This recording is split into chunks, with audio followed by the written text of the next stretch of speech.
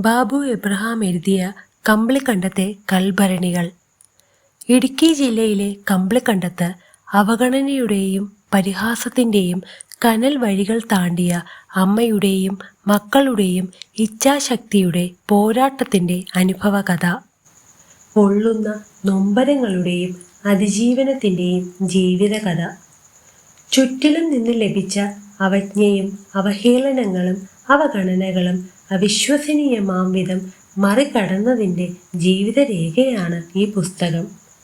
നേരിൻ്റെ മഷി കൊണ്ടെഴുതിയ ആഞ്ഞുകൊത്തുന്ന അനുഭവങ്ങളുടെ പുസ്തകം.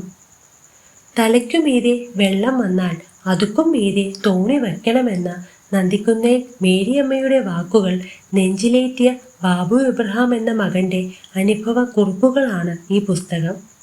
അമ്മയുടെ വാക്കനുസരിച്ച് കരപിടിച്ചപ്പോൾ ബാബു തൻ്റെ പിൻഗാമികൾക്കു വേണ്ടി വെള്ളത്തിലേക്ക് തള്ളിവിട്ട ചങ്ങാടമാണ് ഈ ഓർമ്മ പുസ്തകം. എൻ്റെ കനൽപ്പാടങ്ങളിൽ നിറഞ്ഞു നിന്ന നന്മ നിറഞ്ഞ മനുഷ്യർ സഹിച്ച ത്യാഗവും സ്നേഹവും തന്നതാണ് ഈ ജീവിതമെന്ന് ബാബു എബ്രഹാം പറയുന്നു. വിശപ്പിനും അവഗണനയ്ക്കും മുന്നിൽ തകർന്നു പോകാതെ പോരാടി മക്കളെ വളർത്തിയ മേരിയമ്മ തന്നെയാണ് ഈ ഗ്രന്ഥത്തിലെ യഥാർത്ഥ നായിക. നീ കാണുന്ന മാനത്തിനപ്പുറം ആയിരിക്കണം നീ നിനക്കു നിശ്ചയിക്കുന്ന പരിധി. എന്നിട്ട് ആ സ്വപ്നങ്ങളെ എത്തിപ്പിടിക്കാനായി സർവശക്തിയുമെടുത്ത് പറക്കണം.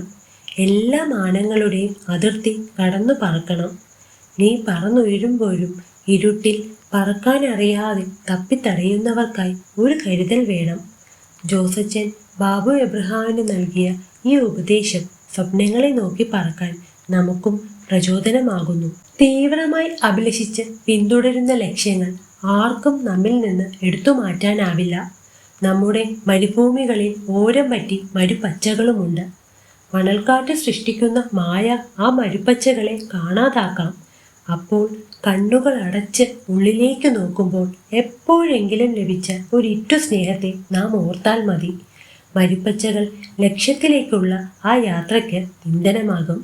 ബാബു എബ്രഹാം തൻ്റെ അനുഭവക്കുറിപ്പിലൂടെ നമുക്ക് നൽകിയ ഈ ജീവിത ദർശനം അതിജീവനത്തിൻ്റെ വലിയൊരു പാഠമാണ്.